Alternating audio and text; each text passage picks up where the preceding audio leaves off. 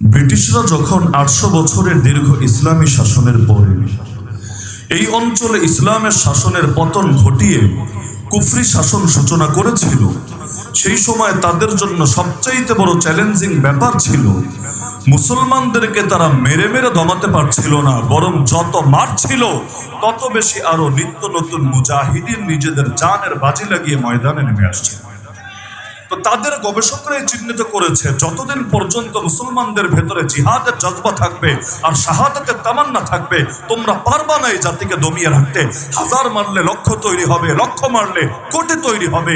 সুতরাং এভাবে খুন করেই পারবা না সমাধান করতে। ওরা তো এই পরিমাণ মানুষকে মেরেছে।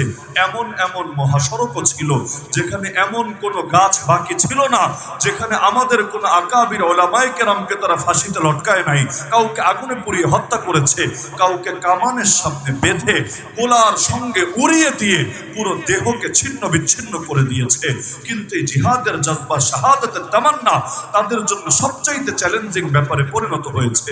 অবশেষে তারা মুসলমানদের ভেতর থেকে জিহাদি জজবাকে খতম করার জন্য ৩টা দলের পেছনে বিশেষভাবে ফান্ডিং করেছে।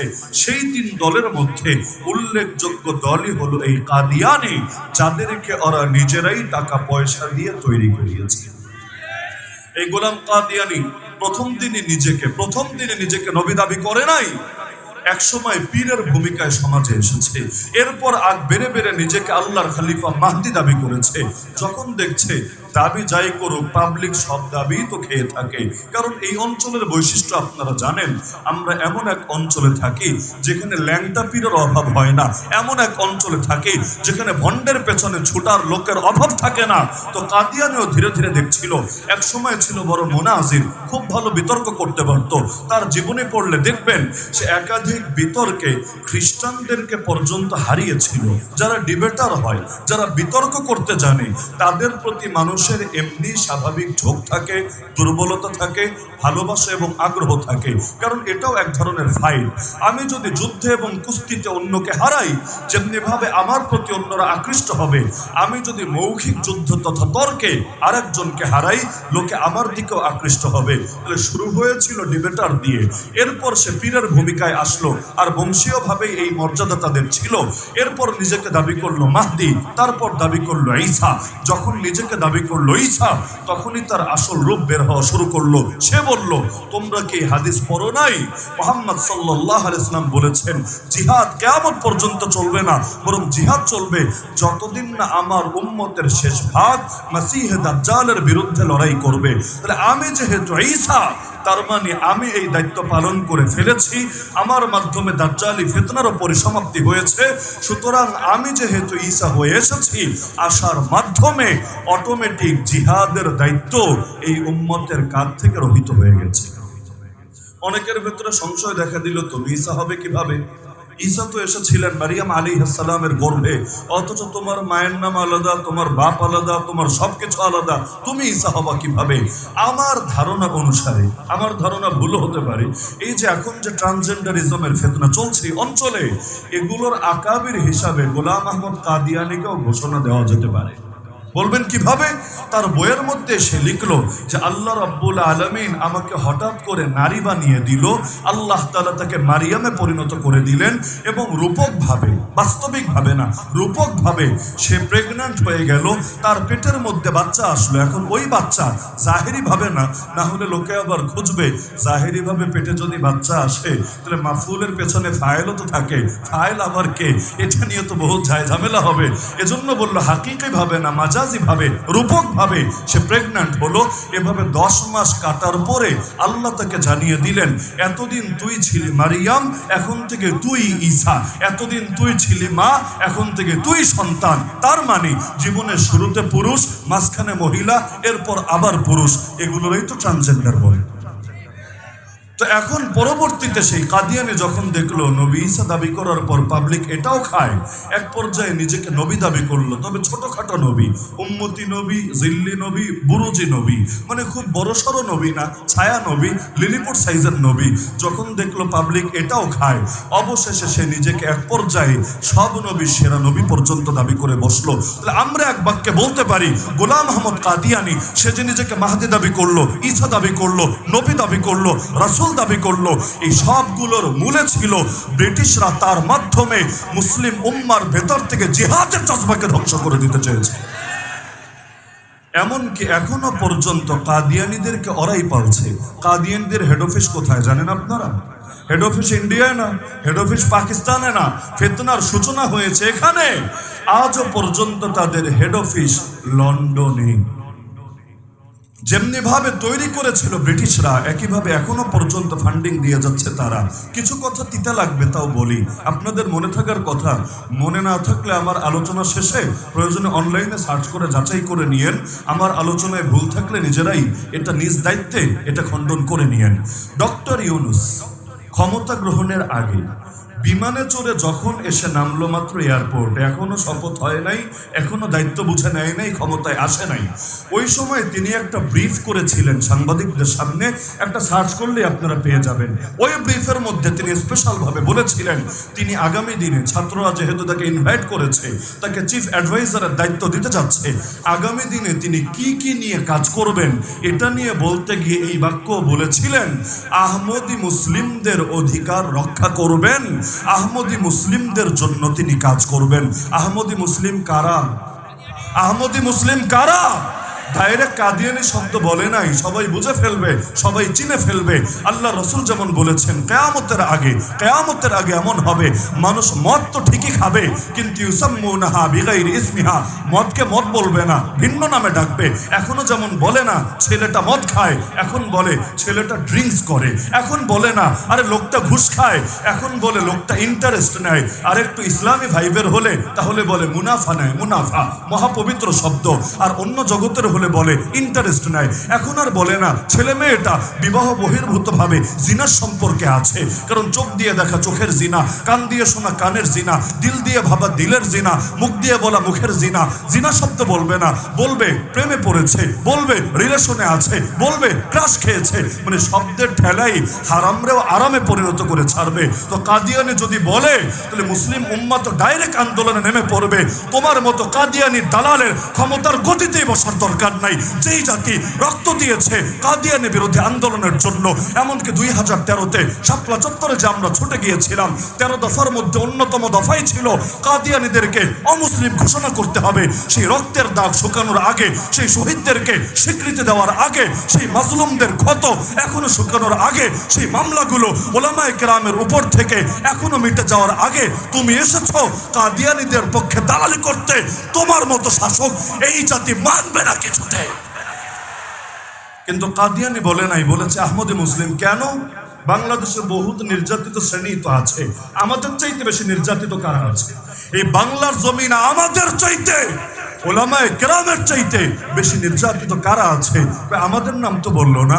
আরো কত জাতি নির্যাতিত আছে, তাদের নাম তো বললো না। কাদিয়ানির নাম মুখে আসলো কিভাবে বোঝেন? এসেছে এভাবে, তিনি যাদের পারপাস সার্ভ করবেন সেই পশ্চিমাদের অন্যতম এজেন্ডার মধ্যেই কাদিয়ানি রক্ষার এজেন্ডা আছে। আপনি যান পঞ্চগড়ে, আজকে যান, যেই পঞ্চগড়ে কাদিয়ানিদের ইজতেমা হয়, 99তম ইজতেমা হয়ে গেছে, সামনে সেঞ্চুরি পূরণ করার অপেক্ষায় আছে। সেই পঞ্চগড়ের ওলামায়ে কেরাম, সর্বস্তরের সর্ব দলের ওলামায়ে কেরাম সম্মিলিতভাবে ওদের বিরুদ্ধে বহু আন্দোলন করেছেন। সে আন্দোলনগুলো করার কারণে যারা যারা মামলা খেয়েছেন, আজকে গিয়ে খোঁজ নেন গত 1 বছরে, এখন তো আর হাসিনা নাই, এখন তো আর ফ্যাসিস্ট নাই, কয়টা মামলা উঠানো হয়েছে খোঁজ নিয়ে দেখেন। এখনো পর্যন্ত আমাদের বহুত ভাইয়েরা এলাকায় যেতে পারে না, মামলার ভয়ে। গেলে কাদিয়ানিদের মামলায় তাকে পুলিশ ধরে নিয়ে যাবে। এজন্য কেউ ঢাকায় লুকিয়ে থাকে, কেউ চিটাগাং লুকিয়ে থাকে, বছরের পর বছর চলে যায়, পারে না নিজের বাড়িতে ফিরে যেতে। তো কাদিয়ানির অধিকার তো ঠিক রক্ষা হচ্ছে, কিন্তু আমার নবীর মহব্বতে যারা কাদিয়ানি বিরোধী আন্দোলন করেছে তাদেরকে নিজের প্রাণ রক্ষার জন্য দূর দূরান্তে ছুটে বেড়াতে হচ্ছে। এটা ভাববেন না কেউ কিছু বোঝে না।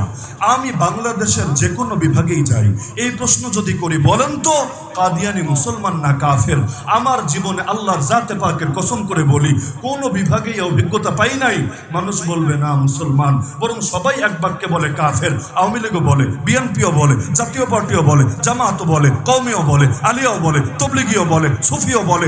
সবাই যদি বলে, ক্ষমতায় যাওয়ার পর মনে থাকে না কোন দুঃখে? আপনি কি ভাবছেন কিছু বোঝে না? আপনি কি ভাবছেন কিছু জানে না? আপনি কি ভাবছেন মাসালা ওদের সামনে ক্লিয়ার না? আরে কে বলেছে ক্লিয়ার না? আমার নবীর পরে নবী হতে পারে না, এইটা যার সামনে ক্লিয়ার না, ও তো নিজের মুসলিম পরিচয় দেওয়ার অধিকারী রাখে না। বিগত আমলে নেত্রী দাবি করতো মাঝে মাঝে কে মুসলমান আর কে মুসলমান না এটা আল্লাহর উপর ছেড়ে দিলেই চলে। আরে আজীব ব্যাপার, কে মুসলমান আর কে অমুসলিম এটা যদি আল্লাহর উপর ছেড়ে দিলেই চলে, তাহলে কে দেশপ্রেমিক আর কে রাজাকার এটা আল্লাহর উপর না ছেড়ে ওই ঠিকাদারি তোদের কাঁধে নিতে বলেছে কে? তাহলে তোদের চোখে কি রাষ্ট্র বড় আল্লাহর চাইতে? তোদের চোখে কি দেশ বড় নবীর চাইতে? তাহলে যদি তোদের চোখে আল্লাহ এবং তার রাসূলের চাইতে অন্য কিছু বড় হয়, মুখ দিয়ে আল্লাহু আকবার বলিস কিভাবে? আল্লাহু আকবার মানেই তো আল্লাহ সবার চাইতে বড়, আল্লাহ সবার চাইতে বড়। জন্মের পর তোদের কানে কি শোনানো হয় নাই আল্লাহ সবার চাইতে বড়? মরার পর তোদের লাশ সামনে রেখে বলা হবে না আল্লাহ সবার চাইতে বড়? সারা জীবন আজান ইকামতে নামাজে শুনিস না, বলিস না আল্লাহ সবার চাইতে বড়? এমনকি রাতে উঠে তাহাজ্জুদ পড়ে সেই ছবি যে আপলোড করিস বেটি ফেসবুকে, তাহাজ্জুদের জায়গায় তোর অন্য মানুষ থাকে না যে লুকায় লুকায় ছবি আপলোড দিয়ে দিবে? আরে ভাই, জনসমাগমে পাবলিক প্লেসে না লোক থাকে, তাহাজ্জুদ তো মসজিদেও পড়ে না, নিজের রুমের ভেতরে। তাহলে কে তাহাজ্জুদ পড়লো না পড়লো, কখন চোখে আর নাকে পানি আসলো বা না আসলো? পানি তো সবসময় চোখে আসে না, মাঝে মাঝে নাকেও আসে। মেট্রো রেল দেখার পরে চোখে পানি না আসলেও বারবার নাক মুছতে তো ঠিকই দেখা গিয়েছে।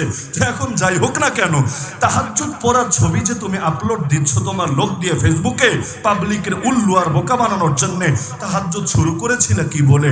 আল্লাহু আকবার বলেই তো। আল্লাহ যদি সবার চাইতে বড় হয়, আল্লাহর পক্ষে কারা, আল্লাহর বিপক্ষে কারা, এটা কেন আখিরাতে চিহ্নিত হবে? আরে কে মুসলিম কে অমুসলিম এর সাথে দুনিয়ার বহুত মাসালার সম্পর্ক নাই। কাদিয়ানিকে বিয়ে করা জায়েজ আছে? কাদিয়ানিকে সালাম দেওয়া জায়েজ আছে? কাদিয়ানির জন্য হজ উমরায় যাওয়া জায়েজ আছে? এই যে সেকুলার রাষ্ট্র কাদিয়ানিদের পক্ষে দালালি করে পাসপোর্টে লিখে দেয় মুসলমান, আইডি কার্ডে লিখে দেয় মুসলমান, এর ক্ষতি বোঝেন? এটা লেখার কারণে ওরা যখন সৌদিতে যাওয়ার জন্য যখন ভিসার আবেদন করে, সৌদি সরকার তো আর জানে না ওদের ভেতরে কি আছে, বাহ্যিক কাগজ দেখেই তো ভিসা দিয়ে থাকে। এই যখন ভিসাগুলো দিচ্ছে, ওরা মক্কায় যাচ্ছে, ওরা মদিনায় যাচ্ছে, অথচ মক্কা মদিনা গোটা আরব উপদ্বীপে মুসলমান ছাড়া কারো প্রবেশ জায়েজ আছে? ওরা যখন মক্কা মদিনায় যাচ্ছে, আমার নবী যেই নবীর সামনে বেয়াদবি করে, ওই নবীর সামনে সবুজ গম্বুজের ছায়ারোগে হাজির হচ্ছে, এর দ্বারা পৃথিবীর 200 কোটি মুসলমানের হৃদয়ে রক্তক্ষরণ হচ্ছে নাকি হচ্ছে না? এর দ্বারা ইসলামকে ওরা বুড়া আঙ্গুল দেখানোর সুযোগ পাচ্ছে নাকি পাচ্ছে না? টকশোতে পর্যন্ত বসে প্রকাশ্যে বলে এক কাদিয়ানি, কয়েকদিন আগে উমরা করে এসেছি, আগামীতে হজ করে আসবো। এই কথা বলে কিভাবে? এই কথা বলতে পারে এই সেকুলার রাষ্ট্রের ভণ্ডামির কারণে। রাষ্ট্র তো ধোঁকাবাজের সহযোগী হতে পারে না যে মুসলমান না। রাষ্ট্র যখন তাকে মুসলমানের সার্টিফিকেট দেয়, সেই রাষ্ট্র একটা বাটপার রাষ্ট্র ছাড়া আর কিছু প্রমাণিত হয় না। তাহলে ধোঁকাবাজের পক্ষে তুমি কেন দালালি করবা? তুমি তো সৎ এবং ন্যায়ের উপর থাকবা, কাদিয়ানিকে আলাদা ধর্ম হিসেবে স্বীকৃতি দিবা। বেশ, আমাদের দাবি কিন্তু এখন এতটুকুই যে মুসলমান না তাকে মুসলমান বলে চালায়া দিও না। অনেকে ভাবে হুজুর এগুলো হবে কিন্তু ইসলাম কায়েমের পরে। আরে ভাই, ইসলাম কায়েমের পরে মাসালা ক্লিয়ার থাকে। যদি আগামীর বাংলাদেশ ইসলামের বাংলাদেশ হবে, একদিন না একদিন তো হবেই হবে ইনশাআল্লাহ। যখন হবে ওই সময়ের কাজ কাদিয়ানীদেরকে অমুসলিম ঘোষণা দেওয়া না। বলবেন তাহলে কাজ কি? ওই সময়ের কাজ এর চাইতে আরো বড়।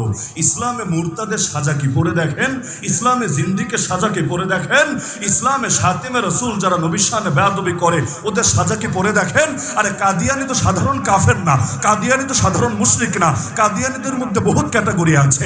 এদের মধ্যে যারা আগে মুসলমান ছিল এখন ধর্ম ত্যাগ করেছে, ইসলামের চারো মাযহাব সকল ধারার সকল হকপন্থী আলেম এ ব্যাপারে একমত, মান বাদ্দালা দীনাহু ফাকতুলু, মান বাদ্দালা দীনাহু ফাকতুলু, যে আগে মুসলমান ছিল পরে ইসলাম ছেড়ে বেঈমান হয়েছে, তার একটাই সাজা, তাকে মৃত্যুদণ্ডে দণ্ডিত করতে হবেই হবে। যারা জিন্দিক, কারে মুলহিদ বলে কারে জিন্দিক বলে সেই আলোচনায় আমি যাব না। তাহলে বলুন যারা আছেন, আল্লামা নওয়াজ কাশ্মীরি রহমাতুল্লাহ আলাইহির কিতাব ইকফারুল মুলহিদিন জিন্দেগিতে একবার হলেও পড়ে নিয়েন, কাদিয়ানীদের ব্যাপারটাও খুব ভালোভাবে ক্লিয়ার হবেন। যারা জিন্দিক তাদের সাজা তো হানাফি মাযহাবে আরো জটিল, আরো কঠিন। এমনকি হানাফি মাযহাবের তো ফতোয়া হলো এটা, মুরতাদকে তাও গ্রেফতার করার পর 3 দিন তওবার সুযোগ দেওয়া হয়, তাকে বোঝানোর জন্য, তওবা করানোর জন্য রাষ্ট্রের বড় বড় আলেম ডাকা হয়। এই যেমন আমরা আসলাম ওয়াজে, যদি এই দেশে ইসলামের রাষ্ট্র ব্যবস্থা থাকতো, কোনো কাদিয়ানিকে গ্রেফতার করলো তারে বোঝানোর জন্য আমাদেরকে নিয়ে যেত তার সামনে, আপনি বুঝান, ওর প্রশ্নের জবাব দেন, ওর সংশয় দূর করেন। এভাবে 3 দিন পর্যন্ত চেষ্টা করা হবে, যদি ফিরে আসে আলহামদুলিল্লাহ। কিন্তু ইসলামে বিশেষ করে হানাফি মাযহাবে জিন্দিকের মাসালা হলো, গ্রেফতার করার আগে যদি তওবা করে সেই তওবা কবুল, কিন্তু গ্রেফতার যদি করা হয়ে যায় এরপর তাকে আর তওবার কোনো সুযোগ দেওয়া হবেই না। বরঞ্চ কোন ইমাম তো এটাও বলেছেন, জিন্দিককে দৃষ্টান্তমূলক শাস্তি দিতে হবে। কিভাবে? মৃত্যুদণ্ড তো দিবাই, এরপর প্রয়োজনে ওই রাষ্ট্রের উল্লেখযোগ্য কোনো জায়গায়, কোনো ফ্লাইওভারের নিচে, কোনো ফুটওভারের নিচে প্রয়োজনে ঝুলায় রাখবা সাময়িকভাবে, যাতে করে আরো 10 জন দেখে শিক্ষা নেয়। নবীর শানে বেয়াদবি করলে আমাদের পরিণতিও এটাই হতে যাচ্ছে। বলবেন কিভাবে বুঝলাম? যে কেউ যদি নিজের নবী দাবি করে তার শানে এত বেশি পানিশমেন্টে যেতে হবে। আরে প্রথম আল্লাহর নবীর পরে প্রথমেই নিজেকে নবী দাবি করেছে গোলাম আহমদ, বিষয়টা তো এমন না, তার আগেও তার বহুত ভণ্ড নিজেকে নবী দাবি করেছে। আমার নবী যখন এই দুনিয়ায়, তখনই দুইটা বাটপার নিজেকে নবী দাবি করেছে। একজনের নাম আসওয়াদ আনাসি, আর একজনের নাম মুসাইলিমা, যদিও অনেকে বলে মুসাইলামা, শুদ্ধ উচ্চারণ মুসাইলিমা কাযযাব। তাহলে হক নবী তখন কয়জন? অথচ নবুয়তের ভণ্ড দাবিদার, ভণ্ড নবী আমি বলি না, শব্দটা আমার কাছে খুব আপত্তিকর লাগে। নবুয়তের ভণ্ড দাবিদার কয়জন? তাহলে হকের পাল্লা ভারী না বাতিলের?